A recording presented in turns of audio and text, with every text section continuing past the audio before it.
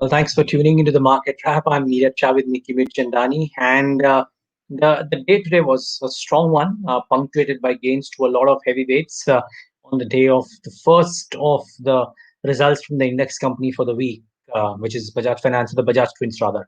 But let's take a look at what happened in the indices first before we get down to specific movers and shakers. So the Nifty come up on your screen, and might be different than what the SGX would have indicated, but a strong move today. So Tata Motors, Adani Ports, Maruti Suzuki, you actually had the autos move quite a bit because you had Maruti, Mahindra and Mahindra, and Tata Motors, all three moving in tandem. So that was really good. Remember yesterday, IT was sulking. In today's session, IT, I think, made a bit of a comeback because you again had Infosys, you had Tech Mahindra, you also had HCL Tech doing rather well for itself, and Wipro about 3.5. So not bad day for IT as well. And very few losers. Actually, if you just look at the kind of losers, save for HDFC Bank, there was not too many heavyweights which corrected very strong in the session, which is why indices looked okay in trade. So net, good show led by autos. And we've been tired of saying this every day right now. Almost every third day, it's the auto stocks which lead the charge higher. So pretty good going for now. Let's see if this lasts. Nikki Johnson as well. Nikki, what stood out? What were the individual movers and shakers? Yeah, I'm going to be highlighting Tata Steel in today's day of trade because that's one counter which clearly is attractive. Apart from JSW Steel, of course, JSW Steel will be coming up with reports or with numbers tomorrow, so it remains to be pretty interesting to be seen what sort of numbers can be expected from these players. But Tata Steel, of course, garnered a lot of interest in today's trade because Tata Steel BSL, that's a subsidiary of Tata Steel, came up with rather encouraging set of numbers.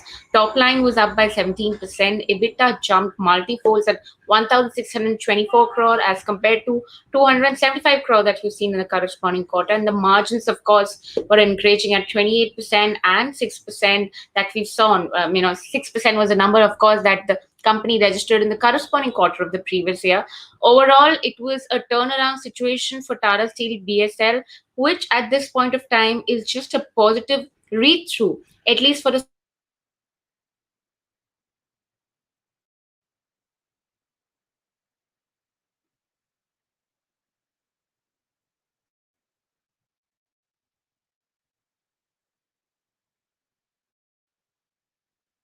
Okay, I think there is maybe a bit of an issue with Nikki's speed, but essentially, what she's trying to say is that the kind of moves that Tata Steel BSL did, or the results that Tata Steel BSL have given, were the reason why maybe there was some activity in some of these steel companies. Actually, it was not just Tata Steel BSL, by the way. I think Wortmann Specialty Steel did well. Tata Metallics came out with a reasonably okay set of numbers. And there was one more which actually did reasonably okay for itself too. I think JSW Ispat, though the stock actually came off with, but I thought optically the numbers looked okay. Essentially, metal names had a fairly decent outing today in terms of report. Let's get the mid cap space going. Remember, yesterday was a big day in terms of market breadth. Today wasn't too bad either. I mean, close to 3:2 in favor of the advances wasn't bad. What didn't do well though, let's start with those. Tata Communications, and the results were a miss, you would have to admit. 7% lower for Tata Communications in trade today. So that was a bit of a pullback. L&T Finance Holdings came back about 3.5% after, I think, post the numbers more often than not. L&T Finance Holdings was had a slightly iffy day. Indian Real Estate came back after having a fairly decent outing on the day of the results, or the day post the results, which is yesterday. And there was some weakness in, again, a stock um, um, which corrected after the numbers, but had run up before the numbers. What did do well? Well, JK Tyre and Industry is up about 18%. Mahindra Logistics went up about 14% in trade, so a really strong up move there. Schneider Electric closed at 104, up about 11%. There was strength in the Adani group today. It was not just Adani Ports. Adani Transmission did well, about 8.5% higher in trade. I think Adani has had a decent outing too. So there were a few which did okay. And the tire companies continued to rise in China. MRF, Apollo Tires, and MRF now 93,000. Well, if it continues in this vein, it will be probably the first stock to knock on the doors of the 1 lakh mark. That will be a story in itself. So those are a few names that kind of sat well in trade. If maybe Nikki's back with us. Nikki, you want to highlight some individual names? Yeah, sure, Neeraj, you've really got you on a scratchy line. Apologies for that one, but I'm going to be talking about tire stocks because Seat came up with rather encouraging set of numbers, and the commentary also was pretty encouraging, which led to a spurt coming in for all the tire stocks. What Seat managing director said was they have registered yet another great quarter, and the replacement market at this point of time has been buoyant.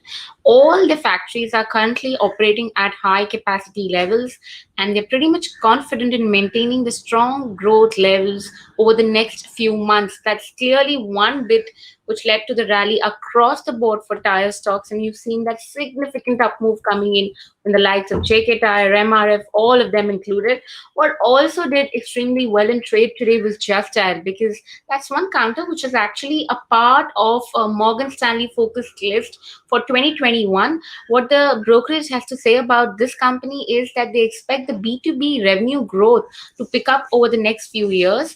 Its closest peer, that is India Mart, has had an average PE of 32 times since listing, but the current 1 year forward PE for Just Dial right now is at 69. As execution improved, this gap would narrow down, and this would provide a value creation opportunity coming in for Just Dial. So that's clearly one counter that I would urge the viewers to keep an eye out on. Apart from that, of course, there are a slew of earnings which will be, panning out for the entire week or would be coming out for the entire week. But what are the names, Neeraj, that you'd be keeping an eye out on?